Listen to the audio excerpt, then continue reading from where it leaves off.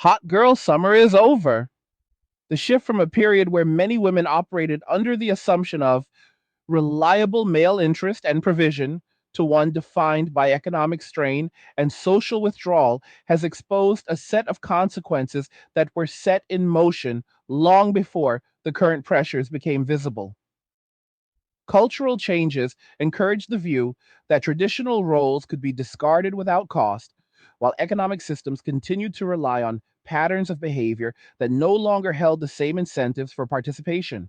What stands out now is how quickly the gap between promoted ideals and actual outcomes has widened, leaving people to confront daily realities of higher cost for essentials alongside fewer reliable avenues for mutual support.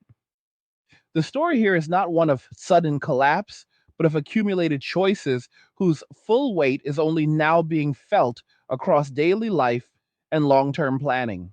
If you're enjoying these Angry Guy videos, you can show support by buying me a Red Bull with a one time gift or via a monthly pledge by using the link in the description of the video. The idea that a season of unrestrained personal expression and celebration could continue indefinitely ran into the hard limits of how societies actually function when resources tighten and expectations no longer align with behavior. For years, the surface message centered on freedom from older constraints and the celebration of individual choice above collective stability. That message carried real appeal because it promised relief from pressures that had shaped earlier decades. Yet, the same period also saw steady increases in the cost of housing, food, energy, and basic services that made solo living more expensive than shared arrangements had been in prior times. The combination created a situation where the promoted lifestyle required either higher earnings or external support to remain viable, and neither proved available at the scale needed once broader economic conditions changed. Women who had been told that independence meant liberation found instead that it often meant carrying every cost alone during periods when those costs rose faster than wages or opportunities expanded. Men responded to the changing environment by adjusting their own participation rather than attempting to restore older patterns through argument or protest.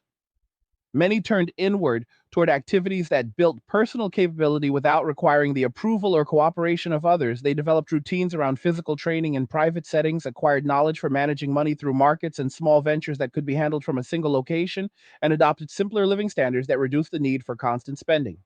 This approach did not require public statements or collective action. It emerged as a practical adaptation to an environment where the returns on traditional provision had declined while the criticisms directed at men who attempted to fill older roles had increased. Over time, the result was a larger group of men who discovered that their own peace and progress did not depend on maintaining the level of engagement that previous expectations had demanded. The withdrawal happened quietly because the incentives for continued investment in the older model had eroded for a growing number of individuals. Economic conditions accelerated the effects of that withdrawal. Sustained increases in the price of necessities left less room for discretionary spending and made it harder for anyone to absorb costs that had once been distributed across households or relationships. When inflation affects food, shelter, and energy at the same time that job growth in stable private sector roles slows, the margin for error shrinks for everyone. Those who had counted on another person to cover portions of those expenses faced a sudden need to cover the full amount themselves. At the same time, the systems that had been positioned as replacements for personal support, including government assistance programs, came under their own pressures from rising demand and limited resources. The combination produced a visible strain where the promised backup proved less reliable than the original arrangements it had been meant to supplement. People who had been assured that structural changes would provide security discovered that the structures themselves required ongoing contributions from a broad base of participants who were no longer showing up in the same numbers. Social patterns reflected the mismatch between earlier assumptions and current conditions.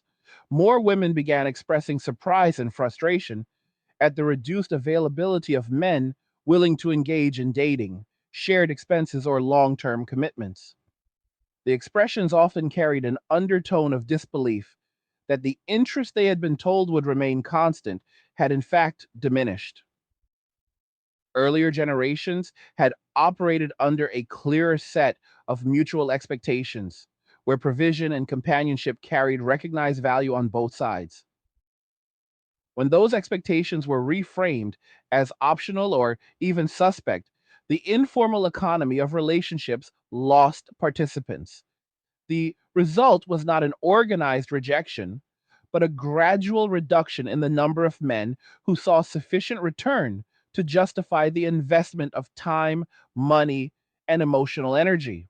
Women who had been raised with the message that men would always desire connection and would always be available for support encountered a different response once the cultural and economic conditions changed. The shock registered most clearly in public discussions, where the absence of earlier patterns was treated as unexpected rather than as a predictable outcome of altered incentives. The same pressures extended into existing marriages and long term arrangements. When household finances tighten and one partner has already built habits of self reliance, the calculation about whether to remain in the arrangement shifts. Men who had maintained the provider role often found that the cost in stress, reduced savings, and constrained freedom outweighed the benefits once the relationship no longer delivered mutual appreciation or shared purpose. Leaving the arrangement meant accepting short term losses on shared property, but also removing ongoing obligations that had become one sided. The house with its mortgage could stay with the other party, yet the debt and maintenance remained attached to an asset that had become harder to sell or manage in a slower market. Men who made that choice frequently discovered that single life allowed faster rebuilding because expenses dropped to the level of one person rather than two, and because the mental load of constant negotiation decreased. Within a year, many reported higher savings rates and lower stress simply because they no longer carried the requirement to fund a shared lifestyle that had lost its earlier balance. The pattern was not universal, but it appeared consistently enough to indicate that the decision to exit was driven by practical arithmetic rather than abstract dissatisfaction. Women who had operated under the belief that men could not sustain long term solitude or would always return to familiar patterns of pursuit encountered a different outcome. The assumption that male desire would override any accumulated grievances or changes in social status proved incorrect for a growing segment of men. Repeated exposure to narratives that framed men as inherently problematic, combined with direct experiences of unbalanced expectations in relationships, reduced the appeal, sometimes, of re entering those dynamics. Men who had once accepted nagging financial extraction or emotional labor without clear reciprocity reached a point where the alternative of managing their own lives alone carried greater value. The reduction in pursuit was not a coordinated campaign, but an individual recognition that the costs of engagement had risen while the returns had fallen. Women who continued to operate from the older script of assumed interest found fewer responses because the audience for that script had already adjusted its behavior. The miscalculation lay in treating male interest as a fixed resource that would persist regardless of how the surrounding culture treated men, and regardless of the economic value men received in return for their participation.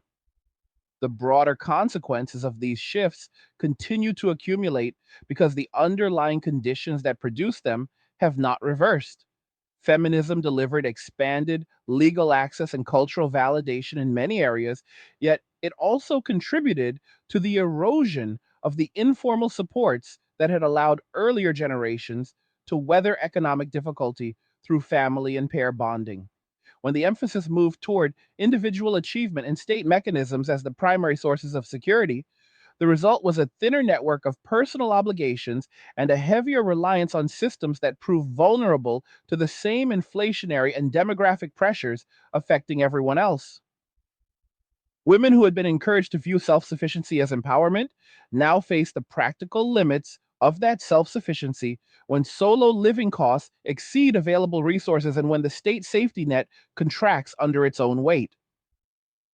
The generation that was told it could have everything on its own terms is encountering the reality that everything includes the full burden of freedom provision without the earlier division of labor that made provision sustainable for large numbers of people. The learning curve is steep precisely because the earlier messaging had minimized the difficulty of carrying that burden alone during periods of contraction. Men who have already made the transition to lives organized around their own priorities show little inclination to reverse course even as conditions worsen for others. The peace they found in reduced obligations and focused self development has become a resource they are unwilling to trade for arrangements that previously delivered criticism and extraction alongside any companionship. Minimalist habits that began as adaptations to lower returns on traditional roles have become permanent features because they deliver measurable improvements in savings, health, and mental clarity. The ability to direct resources toward personal goals rather than shared consumption creates compounding advantages over time. Those advantages become visible in the form of faster debt reduction, skill acquisition, and optionality that would have been diluted across a household. The contrast with the experience of those still attempting to maintain on older models under new conditions makes the choice to stay withdrawn appear increasingly rational rather than reactive. The wave of departures from marriages and dating markets reflects that calculation spreading as more men reach the same conclusion through direct experience rather than theory. The claim that men cannot tolerate solitude or will always subordinate their own interests to the pursuit of female attention has not held up under the changed conditions.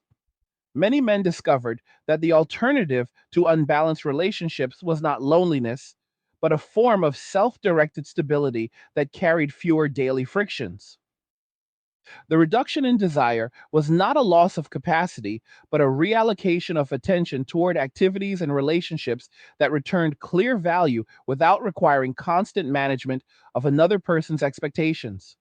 Women who had relied on the older dynamic as a background assumption now encounter a market where that assumption no longer structures behavior. The result is a growing gap between the number of women seeking traditional forms of support and the number of men willing to provide it under the terms that have become normalized. This gap is not closing because the incentives that would close it have not been restored. The cultural and economic environment continues to reward self focus for men while increasing the cost of re engagement. What remains is a population of women who were never prepared for the version of reality that has now arrived. Decades of messaging that emphasized external validation, career focus, and the reliability of state or social mechanisms left limited space for developing the habits of self provision and resilience that earlier generations had acquired through necessity. When those external mechanisms prove insufficient during periods of broad economic pressure, the absence of practice alternatives becomes a liability rather than a temporary inconvenience. The discovery that the world operates according to incentives and trade offs rather than according to promoted narratives arrives as a shock precisely because the shielding from that discovery was effective for so long. Nature and markets do not negotiate with prior assumptions. They respond to current behavior and current resource allocation. The generation that was told it could rewrite those rules is now learning the limits of that claim through direct contact with outcomes that cannot be wished away or reframed into something more agreeable. The process is still early in its visible effects. the number of women reporting difficulty sustaining prior living standards continues to grow as more households split and as more individuals attempt to manage costs that were previously distributed. At the same time, the number of men who have stabilized their own situations through withdrawal continues to grow because the benefits of that withdrawal compound rather than diminish. The two trends reinforce each other. Each additional man who exits the older market of provision reduces the available support for women who still expect it. Each additional woman who encounters the gap between expectation and outcome adds to the public record that the older model no longer functions as advertised. The feedback loop is self sustaining because the underlying conditions that created it have not been addressed. Attempts to restore participation through persuasion or policy have shown limited success because they do not restore the value proposition that would make participation rational for the individuals whose cooperation is required. The sobering element is that the current trajectory does not contain an obvious mechanism for reversal. Men who have tasted the combination of lower stress, higher savings, and personal direction show little interest in returning to arrangements that previously required them to subsidize outcomes they no longer value. Women who have operated under assumptions of constant male availability are encountering the practical limits of those assumptions in real time. The state systems that were meant to fill the resulting gaps are themselves constrained by the same economic forces and by demographic changes that reduce the future contributor base. The outcome is a period in which more people must confront the difference between the world they were told would exist and the world that actually responds to the choices that were made. That confrontation is not theoretical. It appears in the form of higher personal costs, fewer reliable partnerships, and a growing recognition that the bill for earlier cultural and policy shifts has arrived and that payment will not be deferred indefinitely. The pattern extends beyond any single demographic because the underlying incentives affect everyone who participates in the same economic and social environment. When a large group of men determines that the returns on traditional engagement no longer justify the costs, the effects ripple outward to women who had structured their plans around continued access to that engagement. When government programs expand to absorb the resulting shortfalls, they encounter their own limits in the form of strained budgets and competing demands. When cultural messaging continues to frame the withdrawal as a problem to be solved through renewed persuasion rather than through restored value, it misses the core driver of the behavior. Men are not withholding participation out of spite. They are responding to a changed cost benefit calculation that makes self directed lives more attractive than the alternatives on offer. Until that calculation changes, the withdrawal will continue, and the consequences for those who counted on the older participation will continue to accumulate. What women are now required to develop are the same capacities for self provision and resilience that men have been building in larger numbers.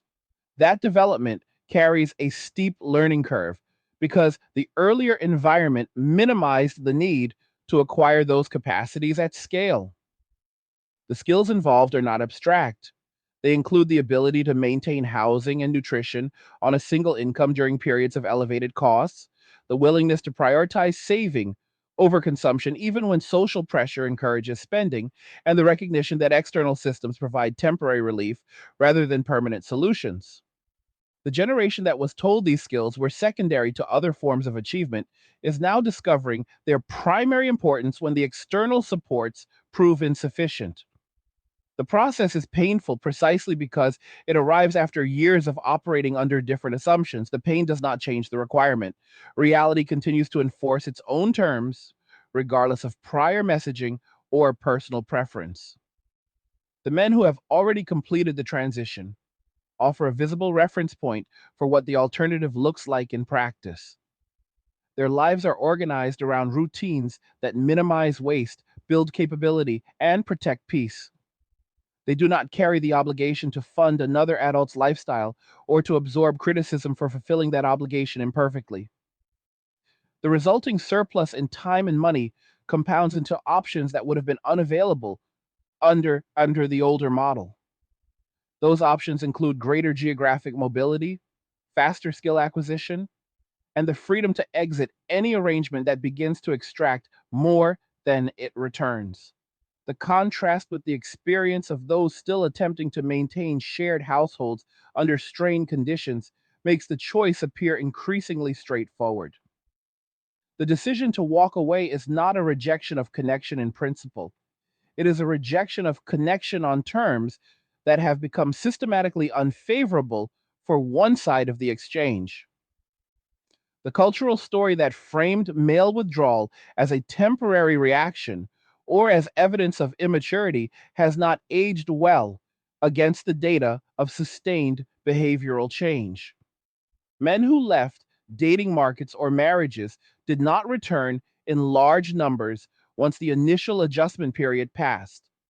Instead, they refined the habits that made the adjustment sustainable and then extended those habits into longer term planning. The absence of reversal indicates that the change was not a protest but an adaptation. Adaptations that deliver measurable improvements in quality of life tend to persist. The improvements here include lower financial pressure, reduced interpersonal conflict, and greater alignment between daily actions and personal priorities. Those improvements are not theoretical. They appear in bank accounts, health metrics, and self reported satisfaction among the cohort that made the shift. The persistence of the pattern suggests that future participation will require a restoration of value that has not yet occurred and that shows no immediate sign of occurring under current conditions. Women who continue to operate from the assumption that interest and provision will reappear without changes to the underlying terms are positioning themselves for continued disappointment. The market for relationships has already repriced the value of male participation based on the new incentives. That repricing is visible in the reduced willingness to absorb costs that were once normalized and in the increased selectivity around which arrangements justify any investment at all. The women who encounter this repricing most directly are those who still expect the older terms to apply. The gap between expectation and available supply creates the visible expressions of frustration and the search for explanations that do not require revisiting the assumptions themselves. The explanations that avoid them, the core driver of changed male behavior, will continue to circulate because they preserve the earlier narrative. The outcomes, however, will continue to reflect the actual behavior rather than the preferred explanation. The long term implication is a society in which fewer people form the stable households that previously distributed risk and cost across two adults.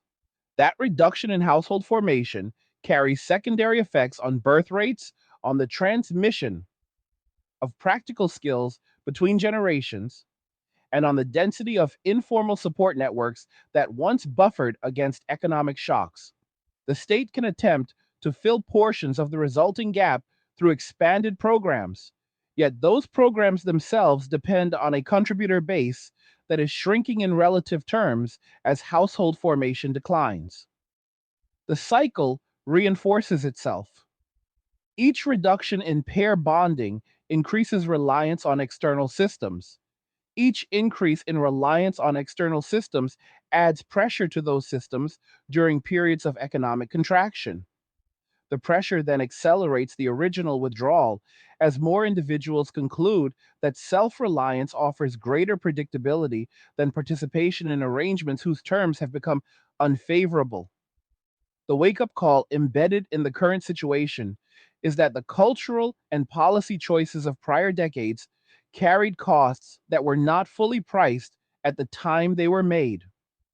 Those costs are now arriving in the form of strained personal finances, reduced partnership formation, and a growing recognition that the promoted model of independence required conditions that no longer hold. The generation that was told it could dispense with older patterns of mutual obligation is now required to function without the buffer those patterns provided. The learning is occurring through direct contact with outcomes, rather than through theoretical discussion. The outcomes are not distributed evenly. Those who adapted earlier to the new conditions have already built margins that cushion the effects.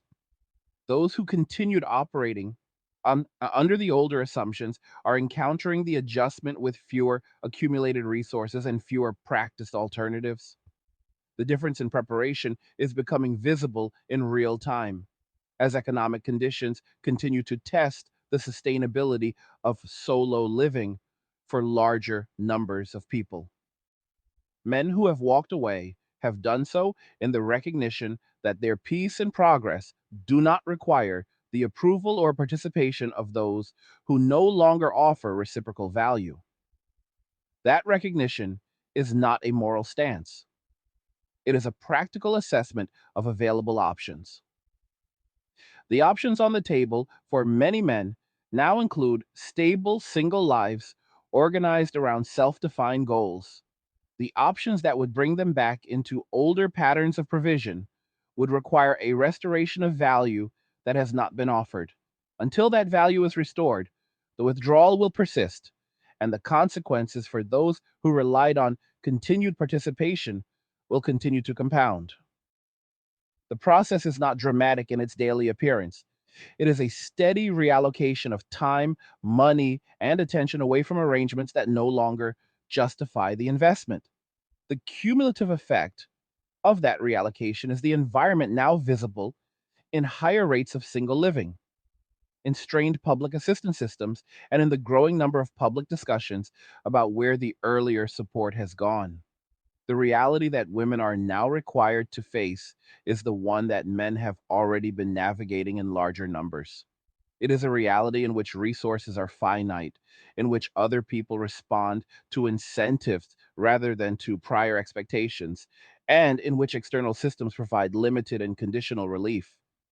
The shielding that delayed this recognition for so long was effective while economic conditions remained favorable, and while cultural messaging continued to emphasize autonomy over interdependence. Once conditions tightened, the shielding could no longer prevent the contact with outcomes. The contact is arriving now in the form of higher personal costs, fewer willing partners, and a clear view of how much of prior stability depended on arrangements that have since been altered. The generation that was told it would not need those arrangements is discovering the difference between the story it was given and the arithmetic that actually governs daily survival. That discovery does not come with an instruction manual because the earlier environment did not prioritize the development of the required skills. The manual is being written in real time through the choices and adjustments that people make under pressure. What the men have demonstrated through their withdrawal is that it is possible to construct lives that do not depend on the continued participation of others in unbalanced exchanges. The construction required changes in habits, in expectations, and in the allocation of resources. Those changes were not painless in every case, yet they produced measurable improvements that justified the effort for the individuals who made them. The improvements include greater control over time, reduced financial leakage, and the ability to direct energy toward goals that align with personal priorities rather than with external demands. The demonstration is now available for anyone to observe. The question that remains is how many people will choose to learn from the demonstration rather than continue operating under assumptions that no longer match available behavior. The answer will determine how widely the current pressures spread and how long the adjustment period lasts for those who have not yet begun the process of building their own margins.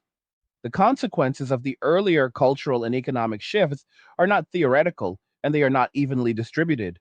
They appear in the daily calculations that individuals make about whether to pursue partnership, whether to maintain households, and whether to invest in systems that have shown declining returns. The individuals who have already adjusted their calculations are operating with clear information about what the current environment rewards. The individuals who have not yet adjusted are still absorbing the gap between prior messaging and present outcomes. The gap will continue to close through continued contact with reality rather than through renewed persuasion. Reality does not respond to messaging, it responds to behavior and to the incentives that shape behavior. The behavior that has emerged is one of reduced participation in older models of provision and support. The incentives that produce that behavior remain in place. Until those incentives change, the pattern of withdrawal and the resulting pressures on those who counted on continued participation will persist. The sobering aspect of the situation is that the required changes in behavior and expectation are not optional for those who wish to improve their position. They are the price of operating in an environment where earlier supports have been withdrawn or reduced. The price includes the development of self provision skills, the acceptance of lower consumption in some areas to protect savings, and the willingness to operate without the assumption that another person will absorb portions of the cost. For men who made these adjustments earlier, the price has already been paid, and the benefits are compounding. For women who are encountering the requirement later, the price arrives at a moment when resources have already been depleted by years of operating under different assumptions. The timing difference creates visible divergence in outcomes. The divergence will widen as long as the underlying conditions remain unchanged. The conditions include cultural messaging that continues to minimize the value of interdependence, economic structures that make solo living more expensive than shared arrangements, and policy systems that absorb shortfalls without restoring the original incentives for participation. The path forward for individuals who wish to reduce their exposure to these pressures is the same path that men who withdrew have already traveled. It begins with an accurate assessment of available resources and costs. It continues with the deliberate reduction of expenses that do not contribute to stability.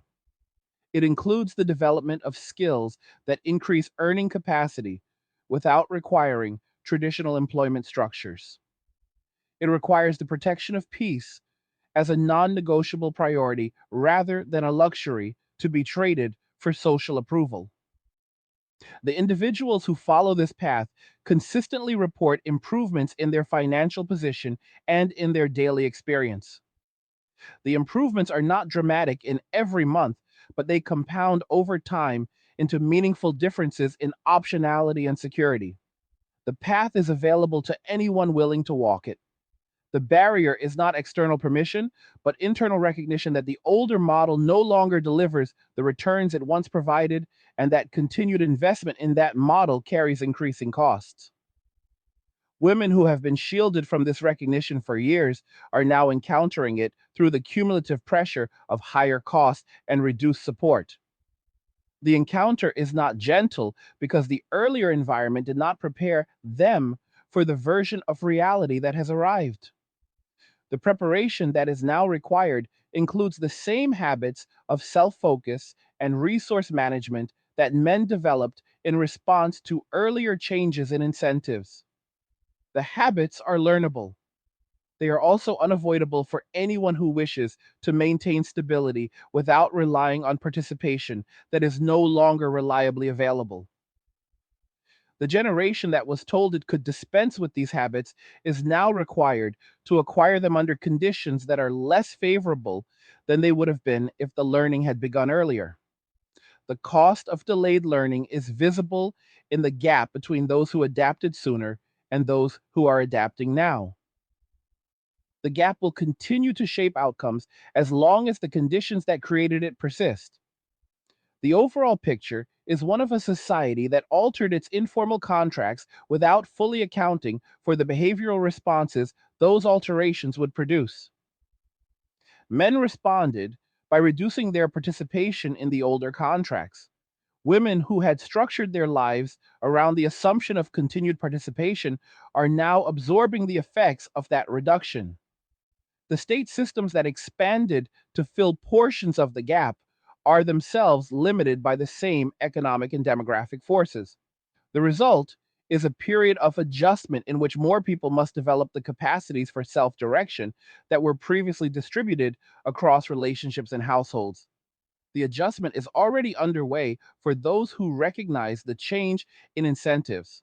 It is arriving with greater friction for those who continue to operate under the prior set of assumptions. The friction does not alter the requirement.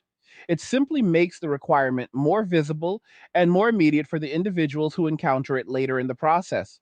The men who walked away did so because the value proposition of continued engagement had deteriorated to the point where the alternative became preferable. That deterioration was not the result of any single event. It emerged from the combination of cultural messaging that framed traditional roles as suspect, economic conditions that increased the cost of provision, and direct experiences of unbalanced exchange in relationships. Once the alternative of self directed stability demonstrated clear advantages, the withdrawal became self reinforcing. Each additional man who made the shift reduced the available supply of participation for those who still expected it. The reduction in supply increased the pressure on women who had not yet adjusted their own expectations or capabilities.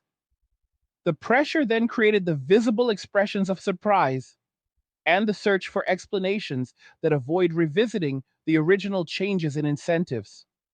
The cycle continues because the conditions that set it in motion have not been reversed. What remains for anyone seeking to improve their position is the same set of adjustments that have already proven effective for the cohort of men who made them earlier. The adjustments are practical rather than ideological. They involve tracking actual costs rather than relying on assumptions about support.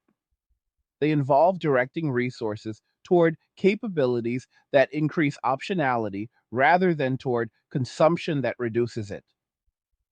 They involve protecting the peace that makes clear decision making possible rather than trading that peace for arrangements that extract more than they return. The individuals who apply these adjustments consistently report improvements in their financial and personal circumstances. The improvements are available to anyone who chooses to pursue them. The barrier is the recognition that the older model no longer functions as it once did, and that continued reliance on that model carries costs that compound over time. The recognition is arriving for more people as the economic and social pressures make the difference between the two paths impossible to ignore. The story is still unfolding. The number of men who have stabilized their lives through withdrawal continues to grow. The number of women who are encountering the gap between prior expectations and current availability also continues to grow. The state systems that were meant to buffer the resulting shortfalls are operating under their own constraints. The cultural messaging that minimized the importance of interdependence has not been replaced by messaging that acknowledges the cost of its erosion. The combination produces a period in which more people must develop the habits of self provision that earlier generations acquired through different conditions. The development is occurring unevenly. Those who began earlier have already built margins. Those who are beginning now are doing so with fewer accumulated resources and under tighter external conditions. The difference in starting points will shape the distribution of outcomes over the coming years. The outcomes themselves will continue to reflect the actual behavior of participants rather than the narratives that were promoted before the behavior changed. The core premise remains that the withdrawal of male participation from older patterns of provision and support has exposed a set of vulnerabilities that were not fully visible while the participation continued. The vulnerabilities are now visible in the daily experience of higher costs, reduced partnership formation, and greater reliance on systems that are themselves strained.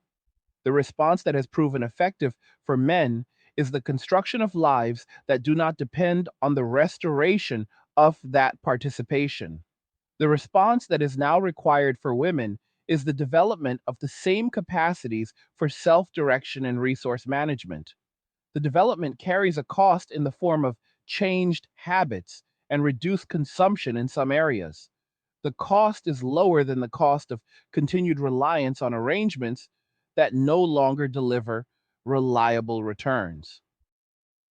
The individuals who recognize this arithmetic and act on it are already demonstrating the results in the form of improved stability and greater optionality. The individuals who do not yet recognize it are still absorbing the consequences of operating under assumptions that no longer match the behavior of the other participants in the environment.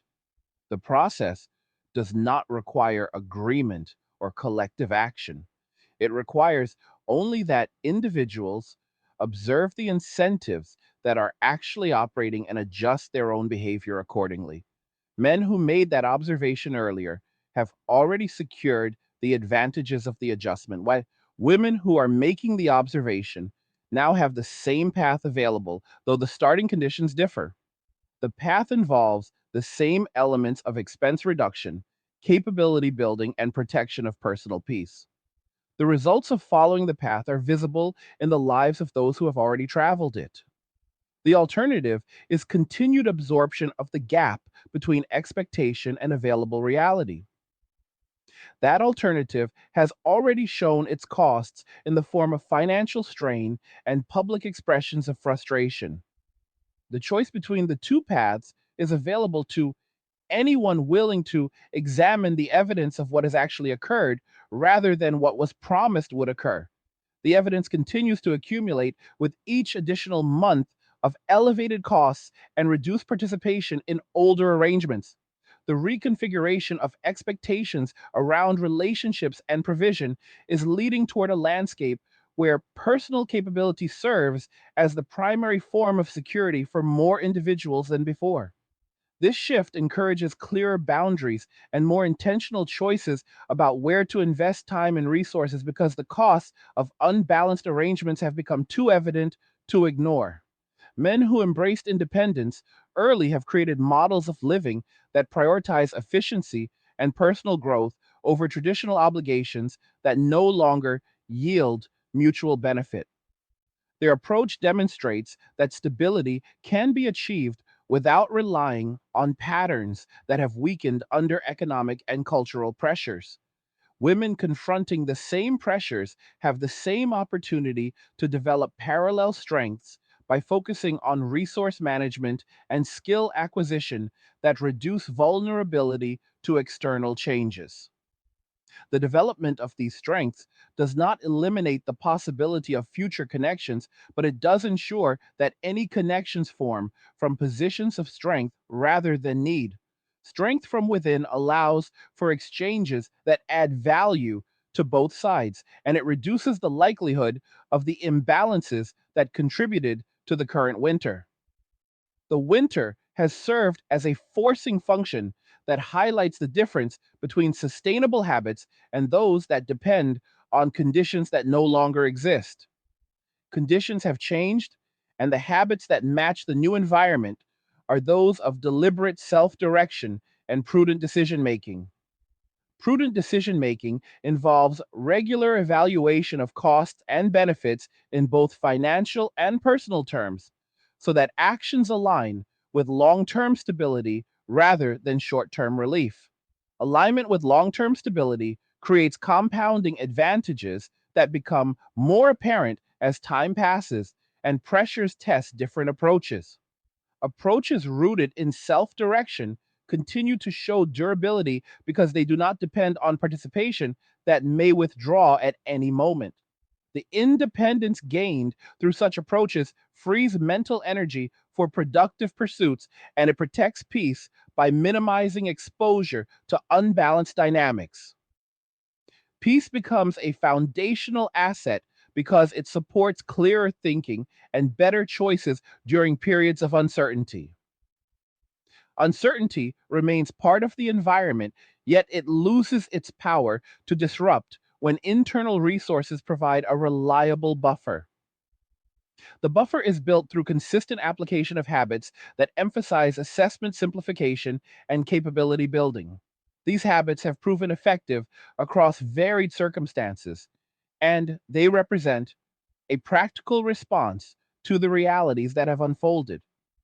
Realities include higher costs for essentials and a reduced willingness among men to absorb those costs without clear reciprocity. Reciprocity in relationships requires both parties to bring substantial value, and the development of internal strength increases the value each person can offer. Increased value raises the standard for engagement, and it leads to arrangements that are more likely to endure because they rest on genuine alignment rather than temporary convenience. Alignment of this kind may take longer to form, yet it carries greater potential for satisfaction and stability once established. The potential for more satisfying connections is a downstream benefit of the broader adaptation occurring now. Adaptation at the individual level aggregates into shifts at the societal level, where expectations become more realistic and behaviors adjust accordingly. Realistic expectations reduce frustration because they match the actual incentives operating in the environment rather than idealized versions of how things should function. The environment rewards those who operate with accurate models of human behavior and economic constraints. Accurate models incorporate the understanding that desire and provision are conditional on mutual benefit, and they adjust strategies when conditions change. Adjustment is the hallmark of resilience, and resilience is what allows individuals to thrive rather than merely survive periods of contraction. Contraction in traditional support structures has created the winter, yet it has also created space for new forms of strength to emerge. Strength in self direction is the form that best matches the current incentives, and it continues to spread as more people observe its effectiveness through the experiences of others. Observation of effectiveness serves as powerful encouragement because it rests on tangible results rather than abstract promises. Tangible results include improved financial margins, reduced stress, and greater control over daily life. Control over daily life is a meaningful improvement because it allows alignment between actions and personal priorities without constant negotiation or compromise that drains energy. Energy preserved through such alignment can be directed toward further growth in skills or interests that enhance overall well being. Well being improves when the foundations of stability are internal and under personal control. Personal control does not mean isolation, but rather the ability to engage selectively with others on terms that respect individual boundaries and value. Respect for boundaries and value is what makes future interactions more constructive, and it represents a positive evolution from the imbalances that defined earlier patterns. Earlier patterns relied on assumptions that have been tested and found wanting under current conditions. Current conditions favor the development of internal resources and the selective formation of connections that enhance rather than deplete those resources. Enhancement of internal resources creates a virtuous cycle where greater capability leads to better choices, and better choices lead to further capability. The cycle is accessible to Tamkwasi to anyone willing to implement the habits of assessment and adjustment that power it. Implementation requires initial effort, yet the returns quickly justify the investment as stability increases and vulnerability decreases. Decreased vulnerability is particularly valuable during periods when external systems show their limits and when participation from others becomes less reliable. Reliability and self direction provides a foundation that external factors cannot easily undermine. The foundation supports not only survival, but the pursuit of meaningful goals that give life direction and purpose. Purpose derived from personal growth and contribution is a powerful motivator that sustains effort through challenges. Challenges remain part of the landscape, yet they lose their ability to overwhelm when internal strength provides a reliable base. The base is built daily through choices that prioritize long term stability over immediate gratification. Immediate gratification often leads to depletion, while long term focus builds reserves that buffer against uncertainty. Reserves in both financial and personal terms allow for flexibility and the ability to respond to new opportunities as they arise. Opportunities for growth exist even within the winter because the environment rewards those who adapt with new tools and knowledge that lower barriers to independence. And independence achieved through adaptation is not an end in itself, but a means to more fulfilling engagement with life on terms that honor individual agency. Agency is the element that transforms challenges into opportunities for development, and it is cultivated through the consistent practice of self directed habits. The practice is straightforward once the value becomes clear through direct experience. Direct experience is the teacher that has instructed men who walked away, and it is available to instruct anyone else who engages the process honestly.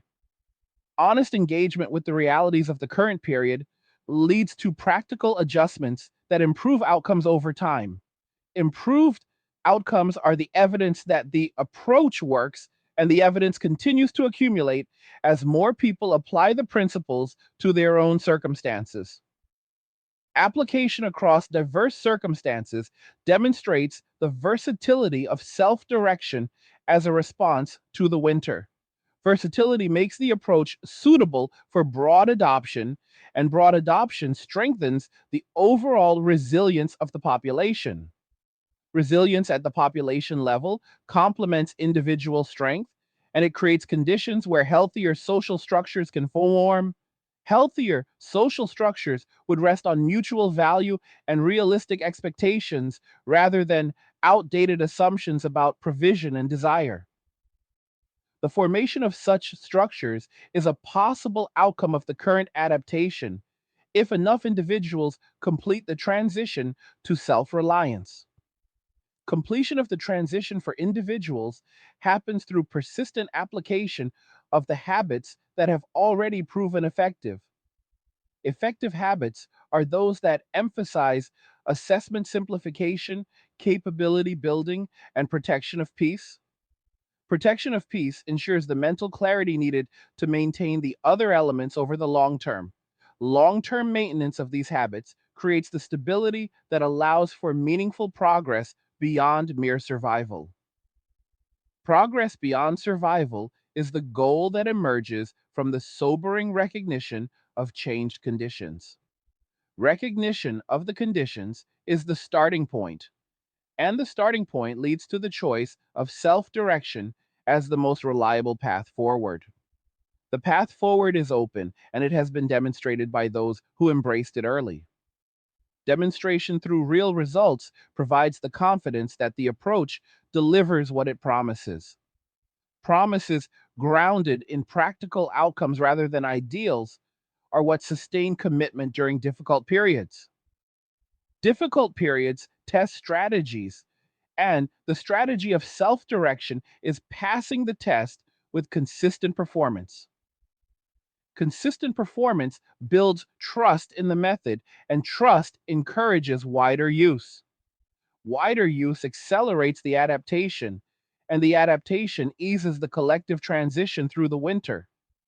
The winter has been a period of challenge, yet it has also been a catalyst for the development of strengths that will serve well in the era that follows. The era that follows will likely value capability and realism more highly because the lessons of the winter will not be easily forgotten.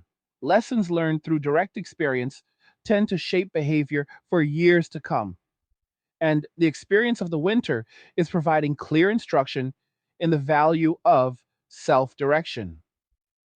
Self direction is the response that turns the sobering call into an opportunity for growth, and the growth is the positive outcome that redeems the difficulties.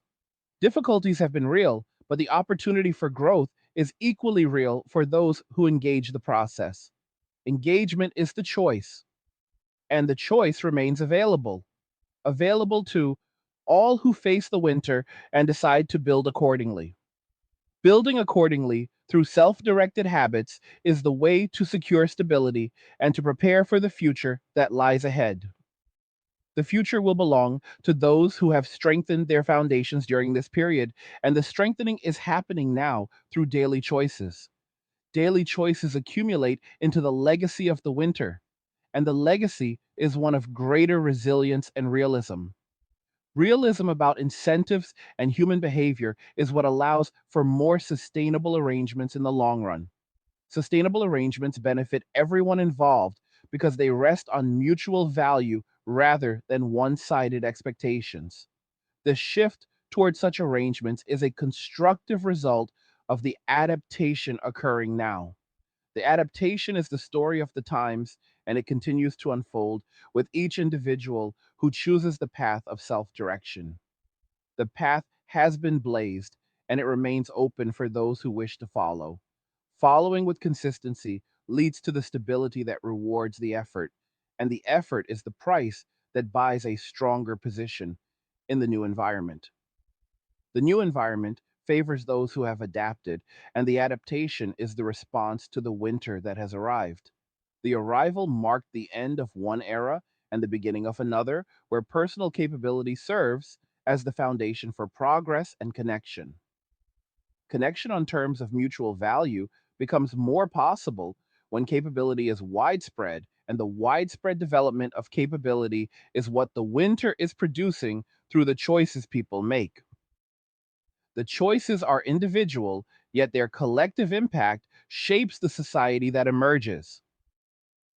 The emerging society will reflect the strengths built during the period of adjustment, and the strengths are those of self direction and realistic engagement. Realistic engagement is the foundation for healthier dynamics, and healthier dynamics support long term stability.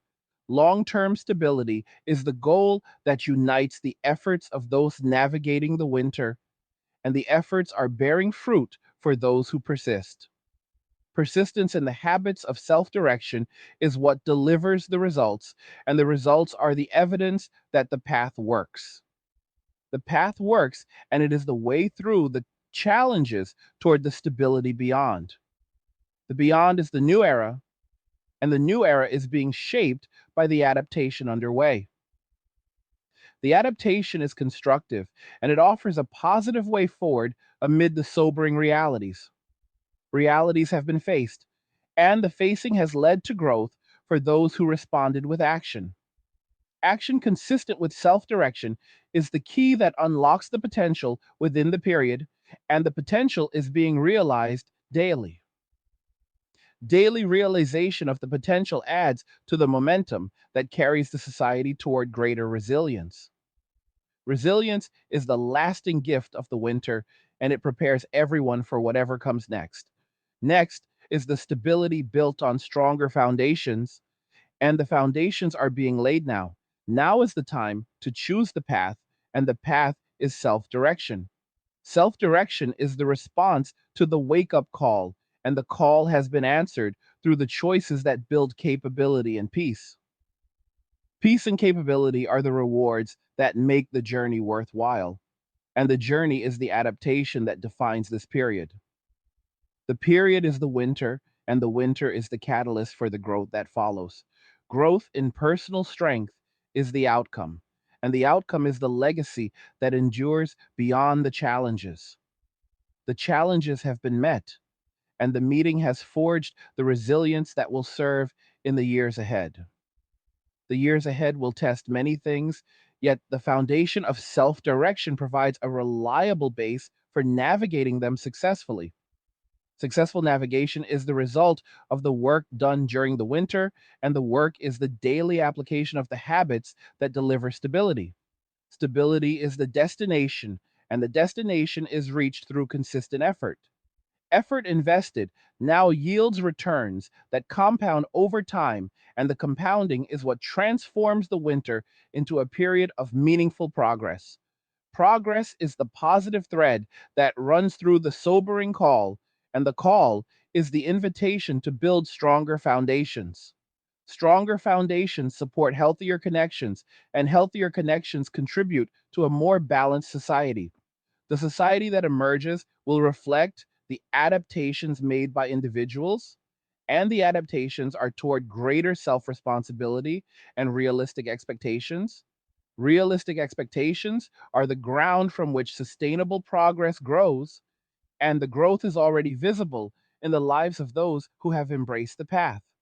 The path is open, and it continues to welcome those who choose to walk it. Walking it with consistency is the way to claim the rewards of stability and peace that await on the other side. The other side is the new era, and the new era begins with the choices made in the present. The present is the winter, and the winter is the opportunity for the adaptation that shapes everything that follows. If you have made it all the way to the end as part of the 1 hour gang, you deserve recognition for sticking with the discussion through the full exploration of these important shifts.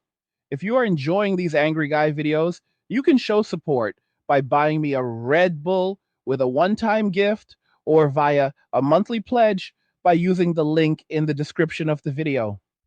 What did you think about what was discussed? Do you agree with the points on the consequences of the changes we have seen and the need for adaptation through self direction?